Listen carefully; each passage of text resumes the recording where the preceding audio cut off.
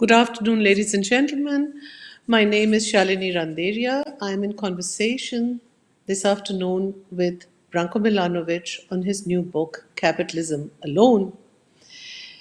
His book looks at how capitalism has become the dominant system, in fact, the only economic system in the world today, and it considers what needs to change if capitalism is to deliver a more equitable future. Branko Milanovic is professor of economics at the City University of New York and among the leading scholars in the world today on questions of wealth, poverty, and inequality.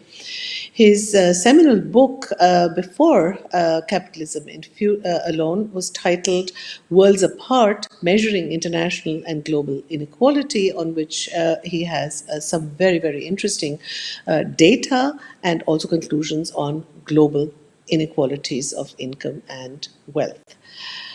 So a warm welcome to you, Branco.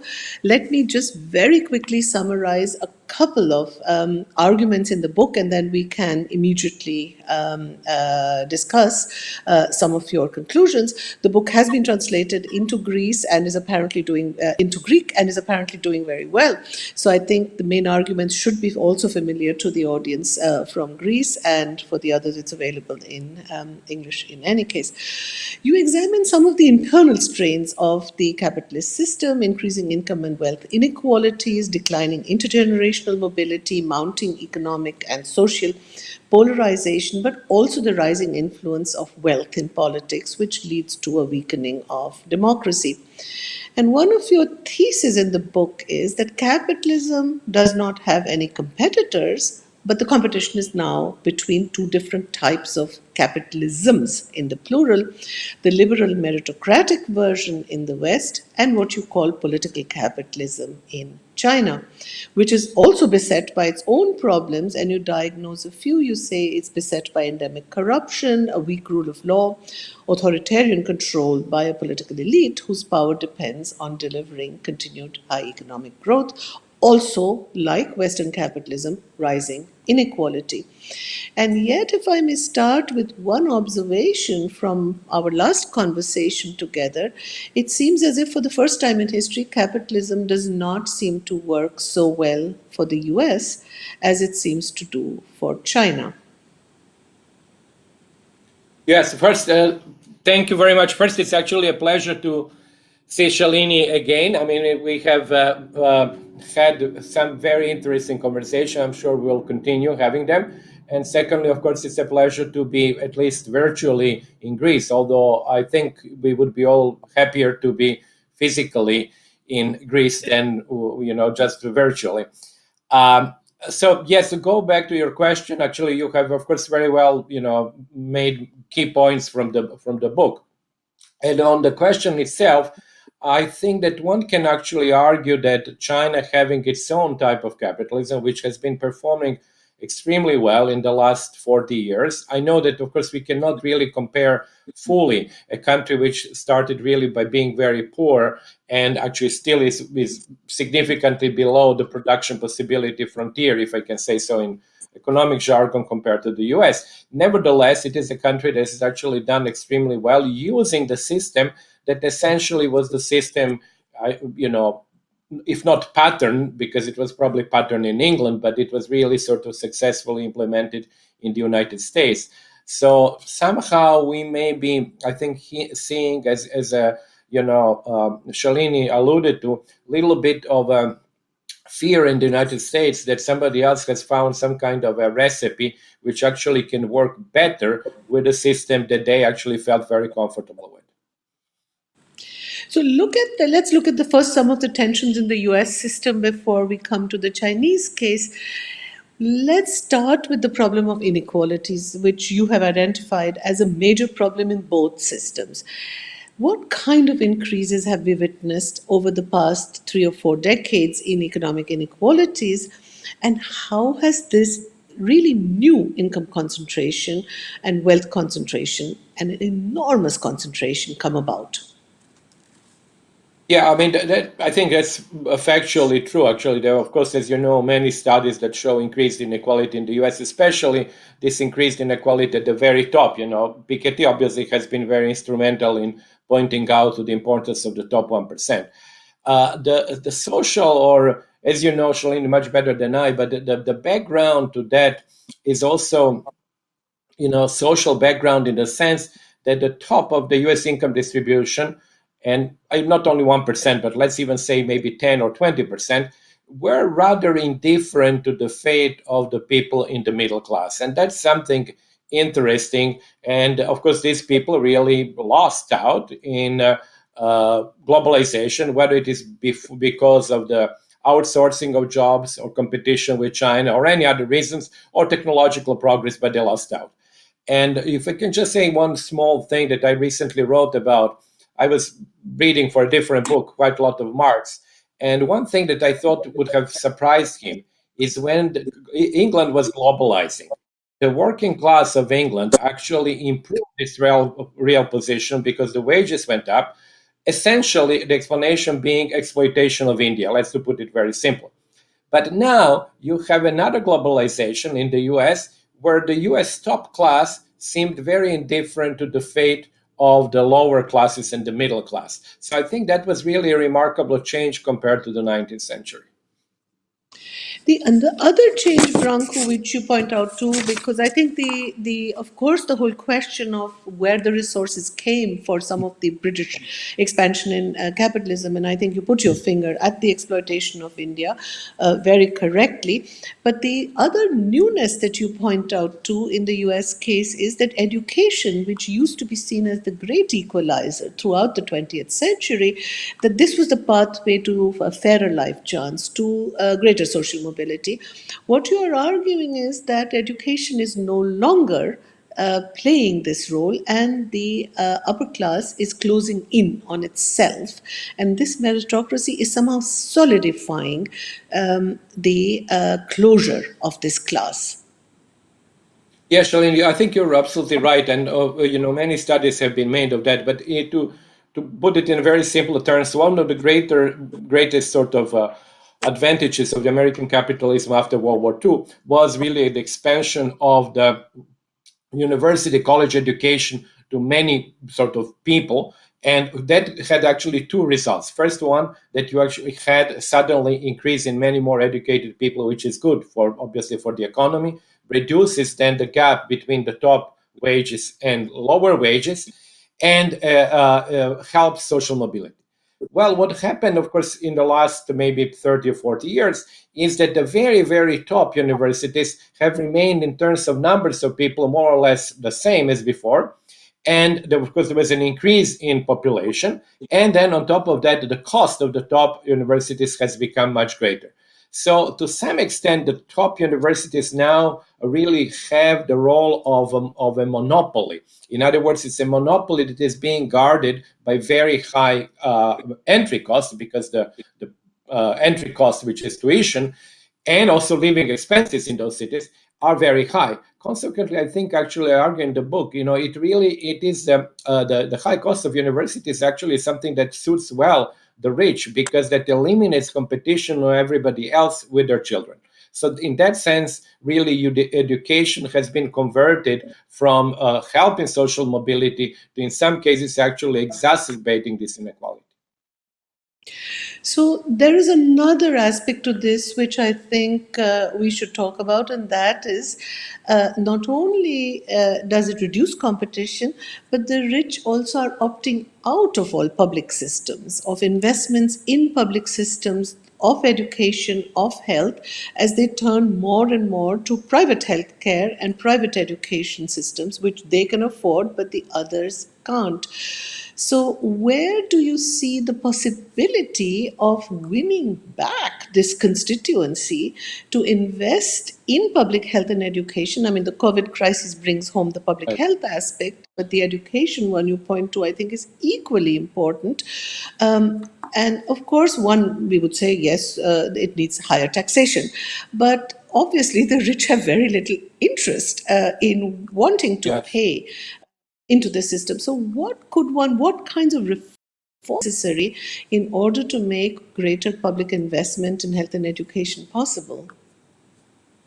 Yes, let me, if I may, actually break this into two parts. First, I would like to say a few words on the fact that the US has sort of become more similar in many respects to countries that we know, like, with high inequality, like Brazil, I suppose, even South Africa, in the sense that many rich people actually, as you said, actually opt out from social from public education, public health, even infrastructure. So if you actually look even and I will not go into that, but even in the architecture of many American cities, they are made in such a way that you basically go from your suburban home to your office without really having to do anything with anybody, So essentially you live in two worlds which are totally divided. And that, of course, the implication of that, which is very reasonable, is that if I'm a rich person and I really don't use any of the public services, why should I pay taxes for others who use it? And this is this opting out, which then leads to that vicious circle that indeed, I mean, it's fully understandable that you have no interest to do that. So then the question becomes like, what do you do? I mean, do you just let these developments with gated communities go to its own end, where basically there is no anymore anything sort of in common? Or do you actually start to do something both in health and education?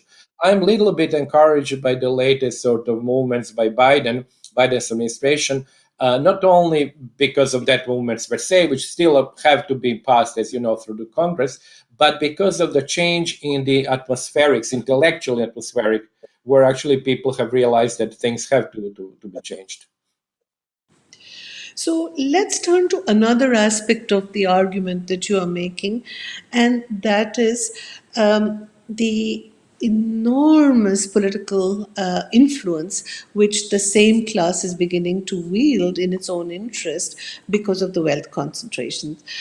So that on the one hand, it can, in a sense, obstruct any legal changes which go against its interest, and it can get laws passed which protect their interests. Is this true only of the US because of a certain kind of campaign funding, structure, and political lobbying, etc.? Or is this true of Europe as well? Yes, I think we have already kind of outlined the features of that elite, education, the monopoly on education. I would like also to mention, and of course, opting out of social services. But another feature, especially since we are in Greece, is something that I called homoplutia in my book, which is that that elite has both high income from labor and high income from wealth, in other words, from capital. So that's why I call it homoplutia, because they're equally wealthy in terms of human capital and in terms of financial capital. So that really represents yet another part of that fortress that they have built. And that fortress is not complete until they also can control to a large extent the political process. So that political process, as we know, they control through contributions. I mentioned that in the book. I was absolutely surprised even by looking at the concentration of campaign contributions. If you think that the wealth is extremely concentrated when you think of Bezos and Gates, the campaign contributions are more concentrated than even wealth. So that's really being essentially paid by the very, very top.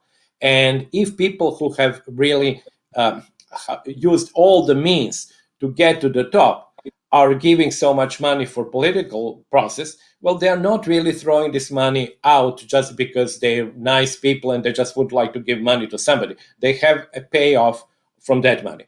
So that, I think, is actually what is happening. And of course, US is an extreme case, but as we all know, in Europe, a number of political scandals have really been linked to the funding of political parties. Essentially, you cannot run any more politics in Europe or anywhere else without getting money from somebody. And then in many cases, that is either legal corruption like the US, or you get money illegally and then you get in trouble. So the question here would be what kinds of reforms would be necessary if one wanted to change this system? How could one reduce the concentration of economic and political power in the West? And then let's go to China. Yes, Dennis. I have like some suggestions. I mean, recommendations in the book. They are not like earth-shattering because they have been made by others in similar contexts. And I think when it comes to this concentration of political power, the thing that we really, I think, could do is to make the contributions actually all public, no private allowed, and equalize, for example, the time on TV, the time on in the official media. You cannot, of course, equalize the time on Twitter and elsewhere, but you can actually equalize as much of other things as possible. And now, in the specific case of the United States, there are actually many other problems that I will not go into it, but people read it daily in the newspapers. That was about gerrymandering, that was about dissuasion or repression of a vote. These are the issues that don't exist in Europe, luckily. So the US is in many respects the victim of the fact that for 2 centuries it has not changed basically essential features of its constitution. So I'm afraid to say that, but it's really very old-fashioned thing, which is really in the need of a significant change. But Europe, in that respect, is much better, I think.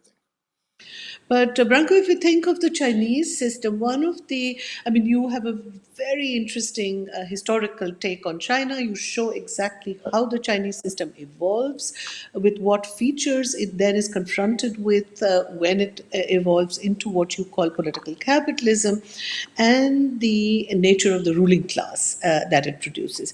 And the surprising argument for me in the book was that, in a sense, you are back to a convergence theory, where you show Yes. both the systems are converging, not only in the inequalities that they produce, but also in the concentration of power. So, could you say something on the Chinese case? Yes, I start the discussion of the Chinese case with, I think, an interesting point, which I developed there in the book and also in the annex to the book, that communism and the left-wing parties have had really a major role in both liberating China from quasi or colonialism and destroying feudal institutions. For example, land, which is very powerful, or allowing education for women and other things. So the role of communism, then ironically, I think we can see it from today's perspective, in China was, as I said, national liberation plus elimination or the end of feudalism, and ironically, a development of autochthonous domestic capitalism that we see today. So that was a little bit of a reversal of the typical Marxist approach, where actually communism comes after developed capitalism. In this case, communists actually enabled development of capitalism. So that was the argument for China. Then, of course, as you said, actually China shows in many respects similarities with the United States, especially very high concentration of income and wealth, rising share of total income coming from capital, and also the educational thing, which in China is also very elitist, which again goes, as we all know, historically to the imperial education system and the importance of the exams and the importance of top universities in China, where actually people of the elite and people whose background generally is also very either intellectual or rich have been able to accede to such universities. And you can actually see, when I was reading recently about the Cultural Revolution, not that it was a good period, but that attempt to reverse that a very inbuilt educational elitism in China was really linked to the history of 2 millennia of practically of that educational elitism. So that actually is also what is similar in China to the United States. So, what are the mechanisms through which the political elite is able to exercise such economic control in China? Yeah, that leads us to the point that you made about convergence, because I think what is interesting in both cases, and I can speak more easily about the American case because I know it better, is we have already seen how the elite, through its economic power, but also the attempt to control the political process, really is aiming at unifying political and economic power. And actually, that's what I think we should actually think of what the elite is doing. Is really having both political and economic power, which then basically makes democracy, let's call it managed democracy. Then in China, we see similar attempt, but then coming from the other direction, because there the political power is very often used to actually accede and have economic power. I have a paper with two authors, one co-authors, one of them Chinese, and we have looked at the last 25 years almost of the change in the top 5%, the elite in China. And of course, many more of the top 5% now depend on private sector incomes because many of them are capitalists, small or large. But one interesting point on which I would like to finish this part is that the particularly important gains are for those capitalists that are also members of the Chinese Communist Party. So you see that really is somewhat bizarre situation of if you're really looking at China from the outside simply without realizing the domestic changes in the political and social sphere, is that you have actually large capitalist members of the Communist Party. And of course, this is a very good thing for them, precisely because they're working on both grounds. They're working both as sort of political, on the political ground, they have the support of the party. And of course, on the economic ground, they become large and they become powerful. So, one of the things you point out in the book is that democracy is not only a virtue inherently in and of itself and a value, but that it also has an instrumental use because it's able to self correct. But in the Chinese case, as you point out, the system must constantly demonstrate its own superiority, not only through better management, less corruption, higher growth rates. All of these are a problem for the system. Yes, what is actually interesting, going back to this example that I just gave, is that I think that we can see the logic of President Xi Jinping's policies when you think of the fact that there was much greater, and it continues to be great, combination between political and economic power, plus the fact of corruption. Because if you just look at these things, and actually I have to say my data end in 2013, which was just a year after he came to power. If you look at these facts, and then you realize, well, if we continue doing like that, we would have basically the bourgeoisie taking over the state. And one of the great advantages of the Chinese system is the autonomy of the state, at least in their opinion. I think actually maybe even objectively, the fact the state is autonomous gives you certain ability to make policies that other systems may not have. In that case, you actually have, and we have seen that in the case of Jack Ma, you decide at some point, I'm going to really show even to the top capitalists that the state is more powerful than you. And I think that's how we should interpret. There are, of course, other reasons behind that, financial stability and all of that. But I think that's how we should interpret these moves against Ant and Jack Ma. And also, we should, I think, likewise interpret the moves against corruption, because corruption is, as I said, endemic to the system. But if you do nothing about it, it would really overwhelm the system. So you do have to keep it within the riverbed where it is acceptable, where you actually have it, but it's not really overwhelming the system. So that's how I would see these two moves, both against large capitalists and anti-corruption. So, since we are both virtually in Greece, and one of the things that Greece, as a frontier state of the European Union, is facing is the whole question of migration into Europe, let me close the discussion by going back to a discussion you have. This is not about capitalism alone, but from your earlier work, where you are making a very interesting argument saying that if we are going to see level playing field, greater equality of income in the world between countries, then migration is probably our best instrument, allowing people to move into countries where they are able to earn a better income. And we will not be able to stop it completely. However, as you also point out, the political case for allowing a lot of this migration is difficult to make because voters, citizens are not happy with that kind of migration. And you make a very radical suggestion to say, let's have citizenship light as a solution.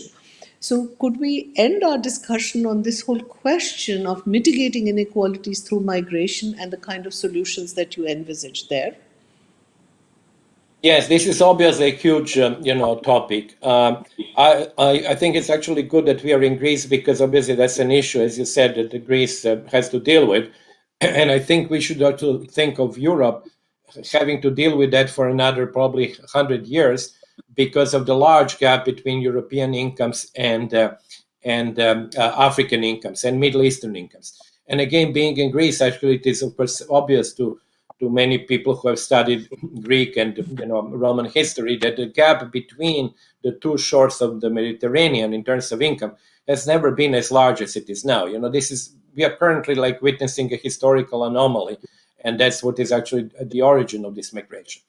So, as Shalini, you explained, actually, my argument was, and I put it in a very, very sort of brief form, was that if we actually cannot have the first best solution, which I think economically would be actually to have fairly free migration, but we cannot have it for many reasons, including political.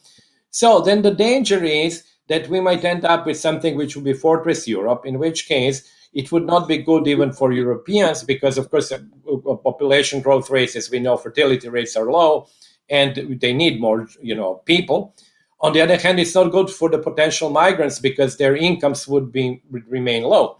So my argument was, okay, let's accept this reluctance from the society and say, are you more willing to accept an additional migrant if that migrant comes for a specific job, stays for 5 years in your country, cannot accede to citizenship and other privileges, has all the rules at the workplace, same wage, same protection and all of that, but has to return back.